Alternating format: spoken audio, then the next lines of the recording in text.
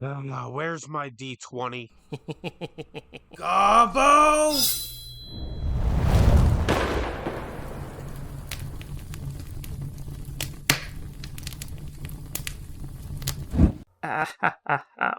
Worth it. Hello and welcome to Hobbs Horror Stories. I'm Hob, your hobgoblin narrator, back to tell you another story. This week we have a continuation of last week's story, thanks to Dwayne Jackson 551. Thank you for your comment and letting me know that there is another version of last week's story, but told from a different person's perspective. For those of you who saw last week's story about Phil and remember V from that story, this story is told from the perspective of V, and it is a lot worse. This story comes from Reddit on r/rpghorrorstories, and was written by Isabella Silver. The title of today's story is Bard Player with No Boundaries Can't Take No for an Answer. Different point of view to another story posted here. I happened upon a horror story here which was posted by my GM. I thought I might share it from my perspective too, since the reality of the situation was a bit different than what was presented, and because I'm trying to put into words how this all looked from my perspective. I am sending this to my GM as well, but Rule 5 doesn't allow me to link it, I think. I'm stuck in a hotel room with nothing to do until tomorrow, so I might as well. A really good friend of mine set up a game that I could join. I made an old elven phantom rogue for some edgy flavor to fit my rather poor state of mind. We were 4 players, but the only one that really matters to the story is the human eloquence bard. For those of you who saw last week's story, he was previously called Phil. A pretty stereotypical bard whose player could never remember what his features or spells did. That is, he hit on everyone, and forgets that he has features that can help him do this. The other 2 were a fighter and a sorcerer. The game was a little rocky at first, with too many slightly clashing character ideas, making it take a bit to really settle in, complicated by 2 very vocal players between the bard and the sorcerer, and the bard acting like it was really important for him to get a girlfriend, which he got a pretty definitive no from both me and the sorcerer. But once that little hurdle had been overcome, we quickly found our rhythm, and then it was really fun. It helped that we all meshed well as players, wanting the same style of game, and the GM is incredible at storytelling, setting up good ways to push us in the right direction. Before I continue, I have to explain a little detail which will be relevant shortly. I have been through some rough periods. 2 years ago, I came home to my fiancé dead on the floor. It has been very, very up and down since then. And I'm just coming out of the worst down in my life since after he died. I sorta had implemented this a little bit into my character, flavoring the phantom feature of the ghostly presence sharing its knowledge with you as an old partner who was sticking around to provide help. A coping technique, but it felt good to me. It made it very easy for me to get deep into the character and spend hours thinking about the game and the story, and it helped my mood. OP, it is awesome that you are working through all of the very tragic events that happened, and I'm glad that you are, but I will say this 1,000 times through my lifetime, just for everyone to hear. D&D is not therapy on its own. If you're having a bunch of problems, you may want to look into additional sources of help and other support groups as well. A few bits of my character's background had come into light, and the bard player had an idea. He pulled me into the kitchen and proposed a few things. The TLDR is that my character's dead partner was actually his character before he got reincarnated into this bard. I didn't like his ideas. I don't really like it either, because then it wouldn't make sense for the Phantom Rogue to be getting spirit advice if the spirit isn't there. That doesn't work. Like, where would the spirit advice be coming from? He's just whispering it like, oh yeah, take some inspiration. Also, this is how you roll with persuasion. Like, what? Makes 0 sense. I explained that I would never want to have any romance stuff going on with the people here, neither in nor out of the game. He wasn't very happy with that response, but we got interrupted when someone tried to enter the kitchen while we were talking. Bard Guy had locked the door because he wanted this to be secret. This didn't really seem off to me at the time. We, or mostly the Bard, got chewed out for locking the door, and the Bard player soured a bit after this, letting it spill into our role-playing too for the rest of the session. By this point in time, I had no real problem with him yet. GM and his wife asked if everything was fine, and I told them more or less the same. We had a chat about the game, all good. After this session, Bard texted me on Discord, and it was very aggressive, bitter, and angry. He blamed me for ruining the rest of the session with a few threats of him leaving the group, and a few slightly weirdly generalizing comments about women. It was a few big walls of text which I didn't really know what to respond with, so I ended up responding with a short, maybe a bit rude, "Sorry, I'm not in a great spot at the moment. I hope we can still play as normal because you have been fun to play with, but I need to keep this at arm's length." This message was clearly not good enough for him, and he got a bit angry and questioned me about meeting outside of the group.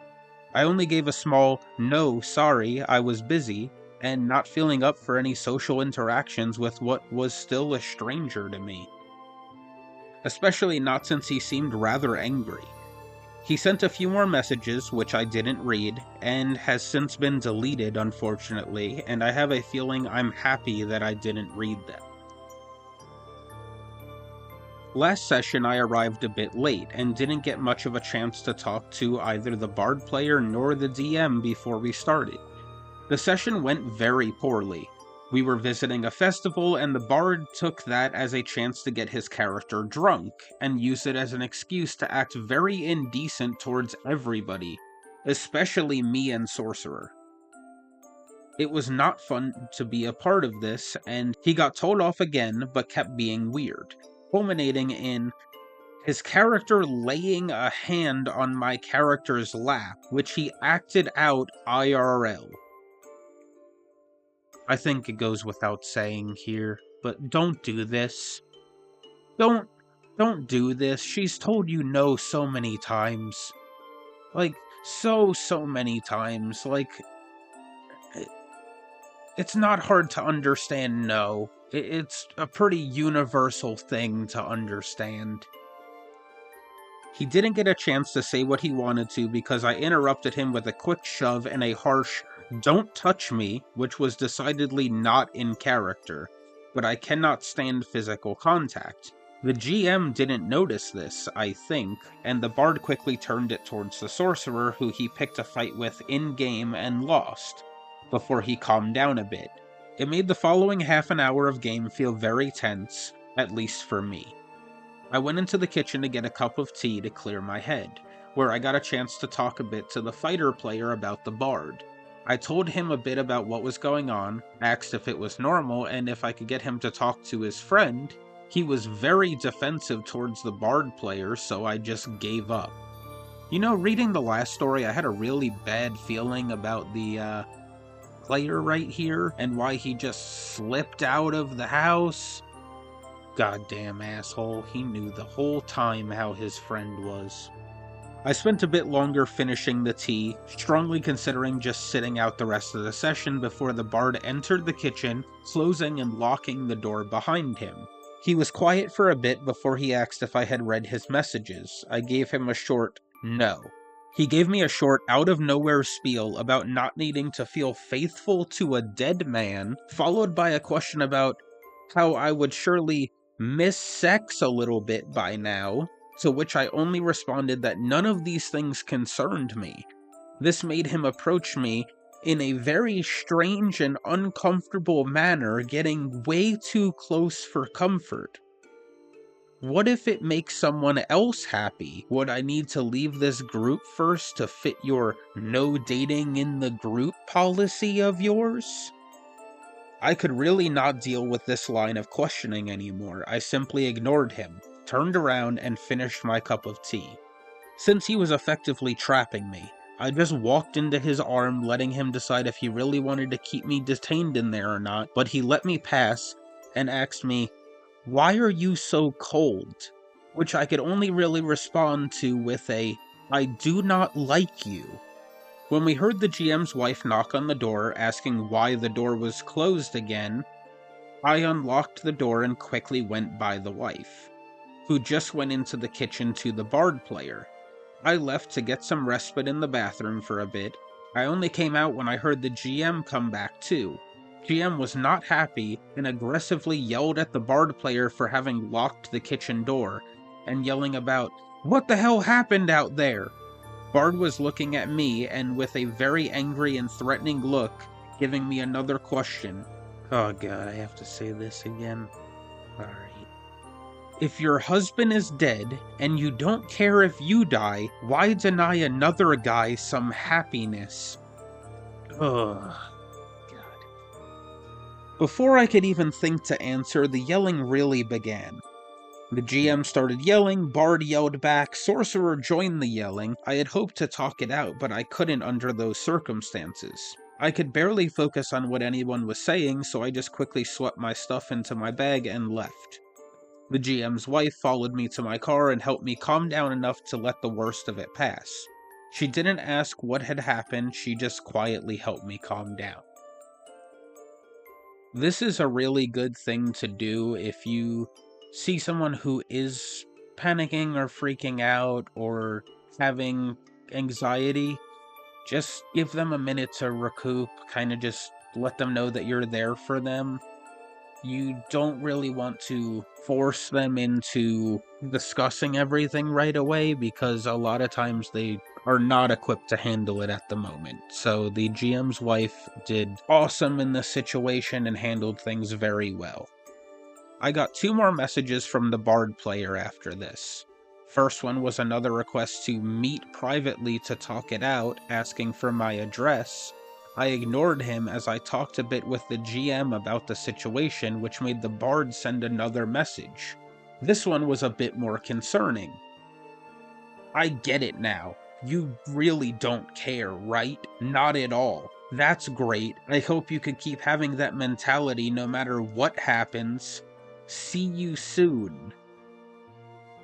I asked the GM a bit more directly about what happened now with the group, and by then it had turned out the GM had already resolved to kick the bard and the fighter player and inform them of this hours earlier, and told the bard at the end of the last session that he was no longer welcome. So the "see you soon" feels a little ominous. We will apparently continue this weekend if I'm up for it with my small hospital-related trip. Just with the GM's wife as a player, so we are still 3 players and the GM. And the GM and his wife will help keep an eye out for the bard in case he shows up anyway. I am also going to have to file a report on the bard. I know that if he actually tries anything, a report on the threat will matter, but hopefully he was just being a creep. I hope so too for your sake, and hope that he is, gone from your life. Altogether, not a fun experience, but at least I felt it was well handled by the parties involved, aside from the yelling and screaming. I really wish people would stop doing that. For anyone interested in hearing the first story, there is a link to it at the end of this video. But for now, let me get into my thoughts on this video. OP, altogether with this video and the past video combined, I have 3 things to say. 1. Your group, as you said, did handle things well except for the yelling.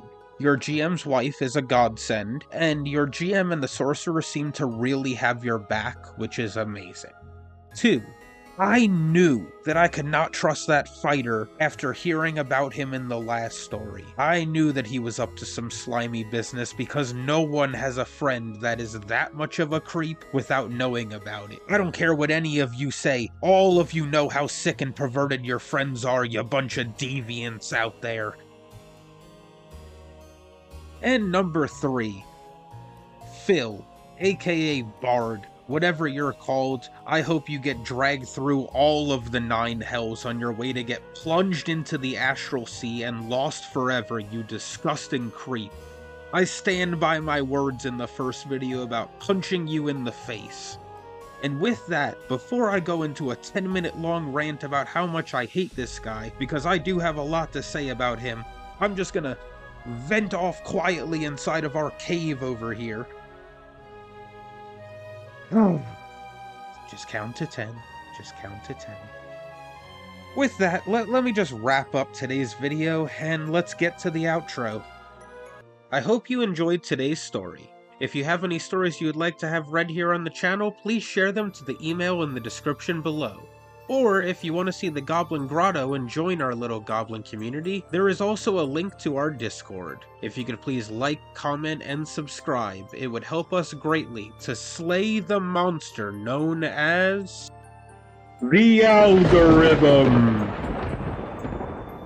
Thank you for your time from all of us here at Goblins and Gremlins.